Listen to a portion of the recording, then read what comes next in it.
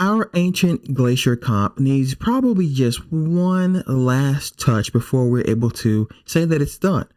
And that's a little bit of color correction because everything is still very blue, very saturated. So I want to take some of this color out, and I'm going to go to the comp itself, the ancient Glacier comp. I'm going to create another layer, and I'm going to put it above the branches because I want the snow to still be pretty prevalent.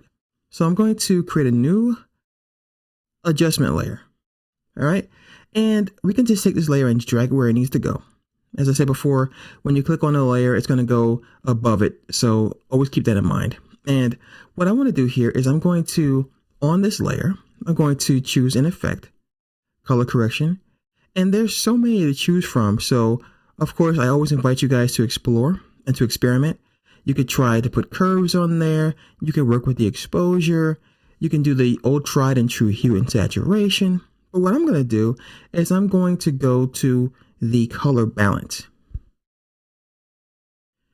What the color balance allows us to do is to, on a color by color basis, and also the property as far as shadows, midtones, and highlights, change what we're looking at.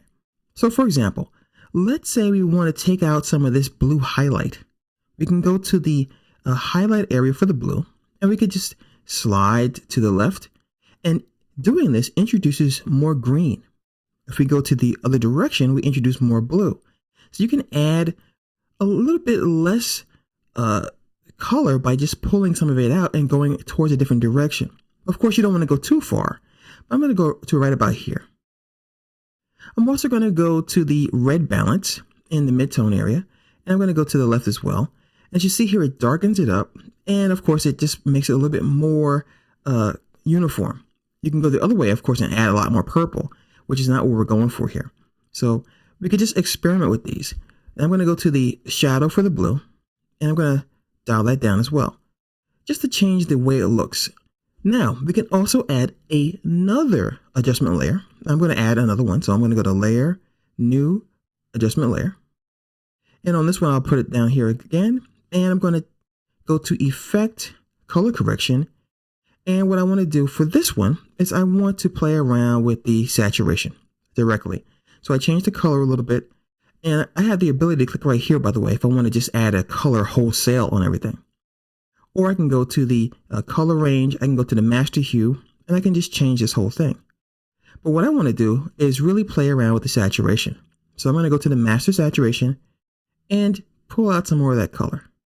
As you see, as we go to the left, we go all the way to black and white, which is what we don't want. But I do want to really desaturate this to make it cold. I want to get that feeling of unfriendliness, because this is too friendly if we go to the right? It's too friendly, it's too fun, it's not scary. This is bleak and it's scary, and it gives me the feeling that it's really, really cold and I don't want to be out there. You can also work with the lightness and make it a little bit darker, or so brighter during the day, or a blowout. So it's a lot of snow and it's a snow blind kind of day. So I'll pull back some of that darkness. Let's go check out our comp. And this is what we're left with. So I'm going to go ahead and hit the home key on my keyboard, and I'll hit the space bar to see what we have.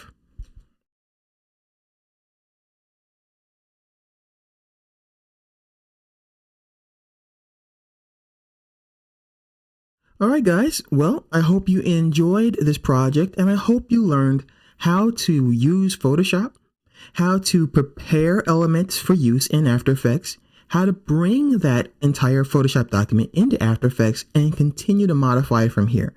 This is the Ancient Glacier project, and I hope you enjoyed it. Thanks a lot.